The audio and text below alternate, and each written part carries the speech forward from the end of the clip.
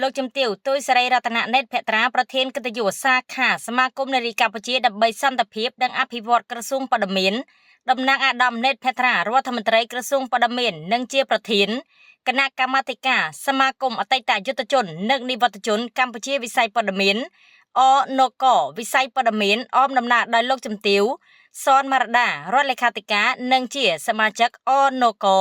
វិស័យបដិមានលោកជំទាវទេសផលិនអគ្គលេខាធិការជាសមាជិកអនកវិស័យបដិមាននិងជាប្រធានលេខាធិការដ្ឋានអនកវិស័យបដិមាននិងលោកជំទាវលោកស្រី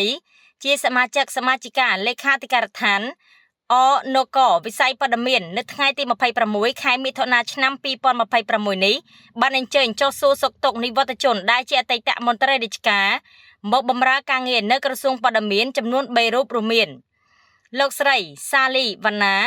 ដែលជាអតីតមន្ត្រីរាជការបម្រើការងារនៅអគ្គនាយកដ្ឋានទូរទស្សន៍ជាតិកម្ពុជា TVK 2លោកច័ន្ទនរិនដែលជាអតីតមន្ត្រីរាជការបម្រើការងារនៅអគ្គនាយកដ្ឋានព័ត៌មាននិងសតួ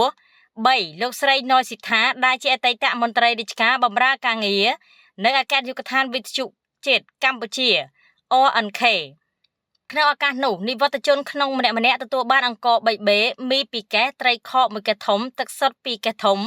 ទឹកត្រី1យួរទឹកស៊ីអ៊ីវ1យួរនិងថវិកាចំនួន20,000រៀលដែលជាអំណោយដ៏ថ្លៃថ្លារបស់អាដាមរដ្ឋមន្ត្រីណេតភត្រានិងលោកជំទាវជាមួយគ្នានេះដែរក្រុមការងារក៏បានជូនដំណឹងអំពីការចុះឈ្មោះជាសមាជិកសមាគមនិវត្តជនជូនដល់និវត្តជនទាំងពីររូបដើម្បីផ្សារភ្ជាប់ទំនាក់ទំនងឲ្យបានកាន់តែជិតស្និទ្ធនិងទទួលបានការយកចិត្តទុកដាក់បន្ថែមការចុះសួរសុខទុក្ខនេះបានស្ដែងឲ្យឃើញពីការយកចិត្តទុកដាក់និងការដឹងគុណចំពោះអតីតមន្ត្រីរាជការដែលបានខិតខំបំពេញភារកិច្ចបម្រើជាតិក្នុងវិស័យបដិមាននាពេលកន្លងមកក្នុងឱកាសជំនួបសំណេះសំណាលសាកសួរសុខទុក្ខនិវត្តជនក្រសួងបដិមានលោកជំទាវទុយសេរីរតនៈណេតភត្រាក៏បានពំនាំនៅប្រសាសន៍ផ្ដាំផ្ញើសាកសួរសុខទុក្ខពីសំណាក់អាដាមណេតភត្រាហើយជានិច្ចកាលអាដាមព្រមទាំងថ្នាក់ដឹកនាំក្រសួងបដិមានតែងតែនឹករលឹកដល់គុណបំណាច់របស់និវត្តជនដែលបានចូលរួមចំណែកអភិវឌ្ឍវិស័យបដិមាននិងសតួនៅកម្ពុជាសូមជម្រាបជូនផងដែរថានិវត្តជនដែលជាអតីតមន្ត្រីរាជការរបស់ក្រសួងបដិមានខ្លះបានផ្លាស់ប្ដូរ